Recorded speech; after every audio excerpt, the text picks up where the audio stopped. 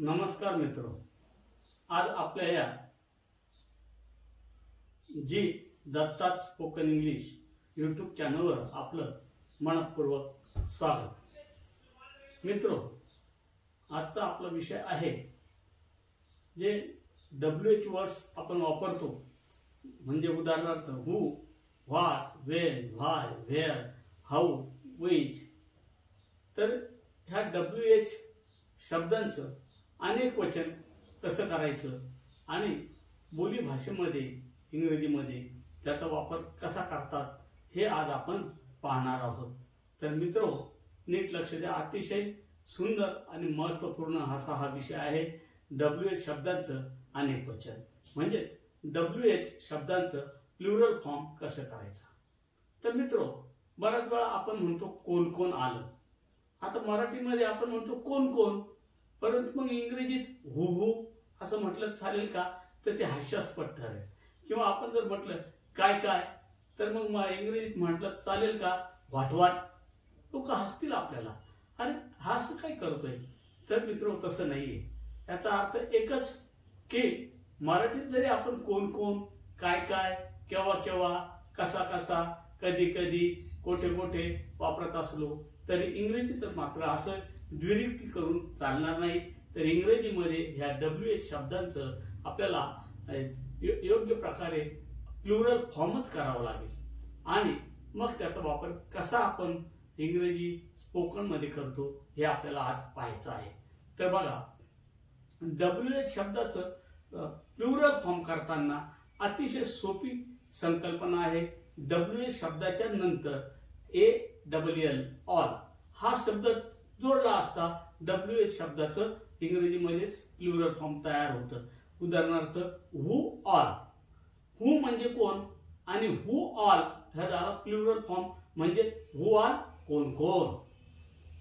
What म्हणजे काय, हा सिंग्युलर फॉर्म, परंतु व्हॉट ऑल म्हटलं तर हा प्लुरल फॉर्म होतो आणि व्हॉट ऑल म्हणजे काय काय। अशा पद्धतीने आपल्याला WH शब्दांचं इंग्रजीमध्ये प्लुरल फॉर्म करायचं आहे। तर बघूया, हू कोण आणि हू ऑल कोण कोण, व्हॉट काय आणि व्हॉट ऑल काय काय, वेअर कोठे आणि वेअर ऑल म्हणजे कोठे कोठे, व्हेन म्हणजे केव्हा आणि व्हेन ऑल म्हणजे केव्हा केव्हा, हाऊ म्हणजे कसा कशी कसे, परंतु हाऊ ऑल म्हणजे कसं कसं, कसा कसा, विच म्हणजे कोणता आणि विच ऑल म्हणजे कोणता कोणता, हुज म्हणजे कोणाचा, कोणाची, कोणाचे, परंतु हुज ऑल म्हटलं तर कुणाचं कुणाचं। अशा पद्धतीने आपल्याला WH शब्दाचे प्लुरल फॉर्म सांगता येते। आता हेच प्लुरल फॉर्मचा वापर आपण बोली भाषेमध्ये म्हणजे स्पोकन इंग्लिश मध्ये कसं करतात हे बघूया। मित्रों, तर सर्वात पहिल्यांदा बघूया कोण कोण, कोण कोण, हू म्हणजे कोण, परंतु हू ऑल म्हणजे कोण कोण।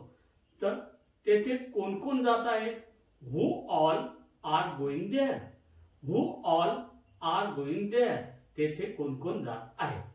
तू काय काय वाचत होता, तू काय काय वाचत होता म्हणजेच काय, तर काय काय, व्हॉट म्हणजे काय आणि व्हॉट ऑल म्हणजे काय काय, तू काय काय वाचत होता, what all were you reading, what all were you reading, तू काय काय वाचत होता, तू काय काय करीत होता, तू काय काय करीत होता, what all were you doing, what all were you doing, तू काय काय करीत होता। आता बघा, ते नाशिकमध्ये कोठे कोठे फिरले आहेत, ते नाशिकमध्ये कोठे कोठे फिरले आहेत। आता हे पूर्ण वर्तमान काळाचं वाक्य आहे आणि नीट बघा, इथं आपण कोठे कोठे म्हणजे व्हेअर आणि व्हेअर नंतर ऑल शब्द वापरून प्लुरल फॉर्म बनवला, व्हेअर ऑल कोठे कोठे, ते नाशिकमध्ये कोठे कोठे फिरले आहेत। Where all have they wandered in Nashik, where all have they wandered in Nashik. पुढील वाक्य बघूया, तू काल कोठे कोठे गेला, तू काल कोठे कोठे गेला, हे पास्ट इंडेफिनिटचं वाक्य आहे। तू काल कोठे कोठे गेला, पास्ट इंडेफिनिट। आणि मग हे तर कसं करणार, तर where all did you go yesterday, where all did you go yesterday, where all did you go yesterday. पुढे बघूया, तू कशी कशी सायकल चालवू शकतो, तू कशी कशी सायकल चालवू शकतो. कशी कशी सायकल चालवणे म्हणजे त्याला काही स्टंट वगैरे येत असतात सायकलचे वेगवेगळे प्रकारचे, तर असा आपण प्रश्न विचारू शकतो, तू कशी कशी सायकल चालवू शकतो. How all can you pedal the bicycle, तू कशी कशी सायकल चालवू शकतो. How all can you pedal the bicycle. मित्रो, सायकल चालवायला राईड वगैरे म्हणत नाही तर पेडल म्हणतात, हे लक्षात ठेवायचं इथं आपण. राजूकडे कोणता कोणता मोबाईल आहे, राजूकडे कोणता कोणता मोबाईल आहे. कोणता कोणता म्हणजे विचचं प्लुरल फॉर्म आपल्याला वापरावा लागेल, which all mobile does Raju have, which all mobile does Raju have. त्याने कुणाकुणाचे पैसे घेतले आहे, त्याने कुणाकुणाचे पैसे घेतले आहे. whose all money has he taken, whose all money has he taken. आता बघूया आपण, त्याने कोणाकोणाचा मोबाईल चोरला आहे, त्याने कोणाकोणाचा मोबाईल चोरला आहे. whose all mobile has he stolen, whose all mobile has he stolen. मित्रो, अशा पद्धतीने आपल्याला WH शब्दांचं प्लुरल फॉर्म वाक्यात स्पोकन इंग्लिश मध्ये वाक्यात वापरता येतो आणि हे आपण शिकून घ्यायचं आहे. अर्थात आपलं बोलणं स्पोकन इंग्लिश अतिशय सुंदर होईल याबद्दल शंकाच नाही.